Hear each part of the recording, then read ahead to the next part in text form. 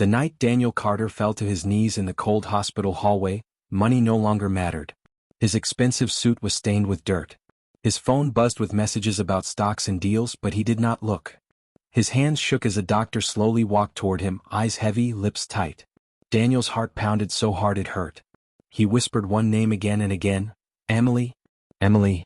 He had left her. He had left his kids. He had chosen money. Now, as the doctor opened his mouth to speak, Daniel felt the world stop. Whatever the doctor was about to say would change his life forever.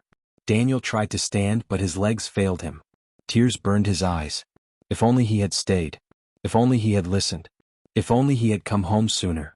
The doctor took a deep breath, and before the words could land, Daniel's phone slipped from his hand and hit the floor with a loud crack.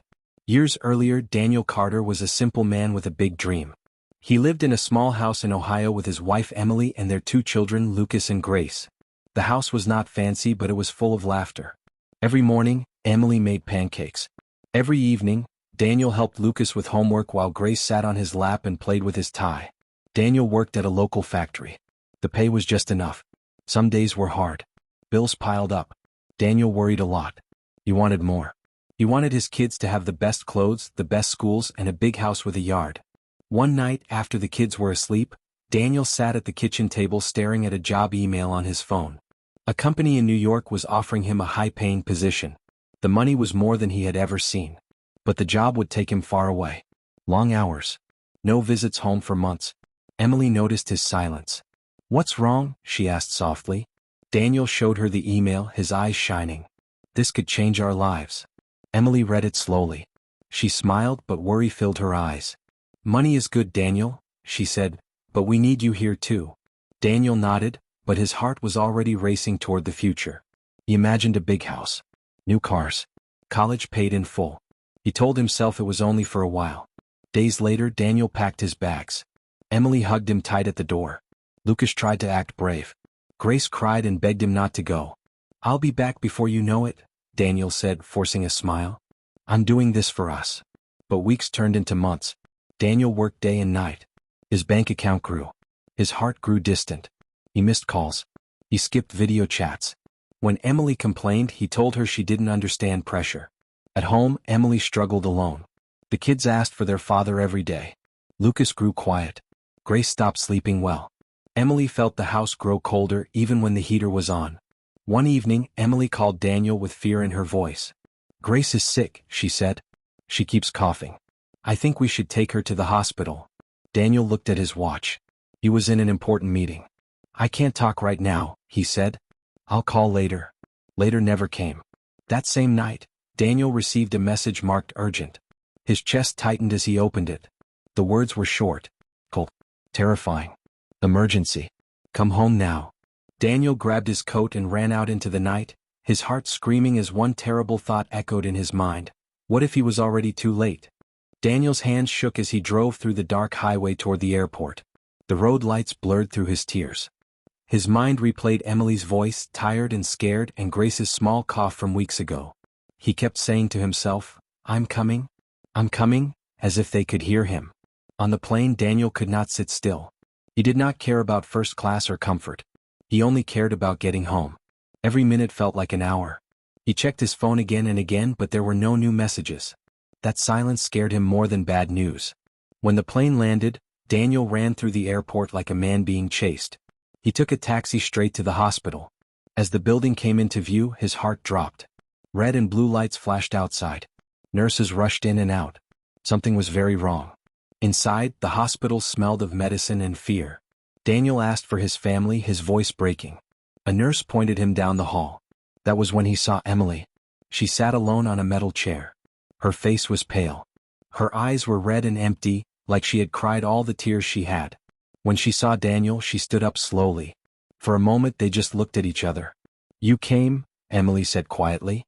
Daniel rushed to her and tried to hug her, but she did not move. I'm sorry, he said over and over. I should have come sooner. Emily looked away. Grace collapsed this morning, she said. She couldn't breathe. We called the ambulance. Lucas watched everything. Daniel felt like someone punched his chest. Where is she? He asked. Before Emily could answer, a doctor walked toward them. That was the moment Daniel fell to his knees. the moment the story had begun with. The doctor spoke softly, but every word felt like fire. "We did everything we could," the doctor said. Daniel screamed. A loud, broken sound came out of him. Emily covered her mouth and slid back into the chair. Grace was gone. Hours passed like seconds and years at the same time. Daniel sat beside Emily, but there was a wall between them. Lucas stood near the door, quiet and stiff. He did not cry. He did not speak. He just stared at the floor. "I was working," Daniel whispered. "I was doing this for you." Emily finally looked at him. Her eyes were full of pain and anger. "We needed you," she said. "Not your money." Those words hurt more than anything Daniel had ever felt. Days later, the house felt empty.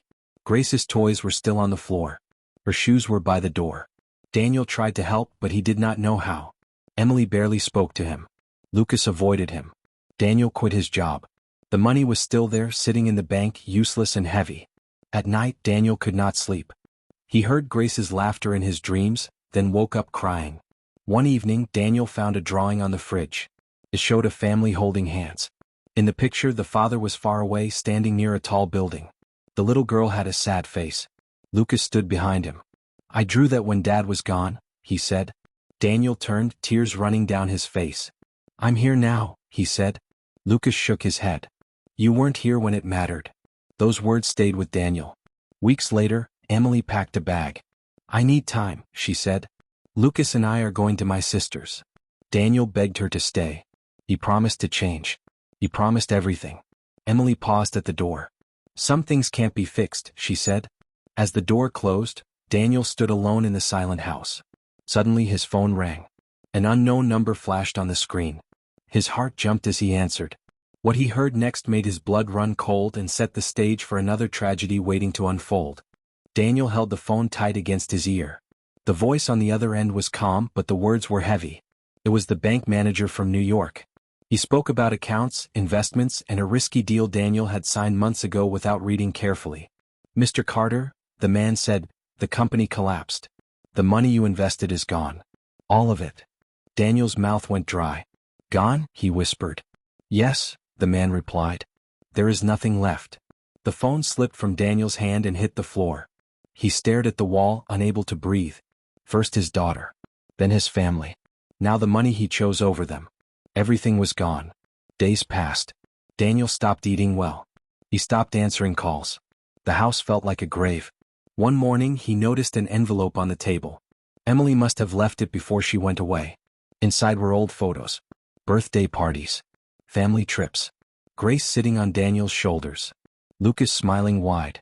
Daniel broke down and cried like a child. He decided he could not run anymore.